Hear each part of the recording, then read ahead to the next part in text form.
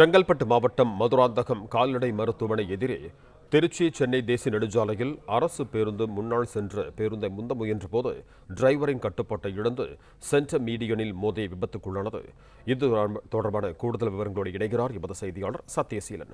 வணக்கம் சத்யசீலன், உங்களிடம் இருக்கும் தகவல்களை சொல்லுங்க. வணக்கம். செங்கல்பட்டு மாவட்டம் மதுராந்தகம் கால்நடை மருத்துவமனை எதிரே திருச்சி சென்னை தேசிய நெடுஞ்சாலையில் கடலூரிலிருந்து கிளாம்பாக்கம் சென்று கொண்டிருந்த அரசு பேருந்து முன்னால் சென்ற பேருந்தை முந்த முயன்ற போது அரசு பேருந்து ஓட்டுநரின் கட்டுப்பாட்டை இழந்து சென்ட்ரல் மீடிய கட்டையில் மோதி விபத்துக்குள்ளானது.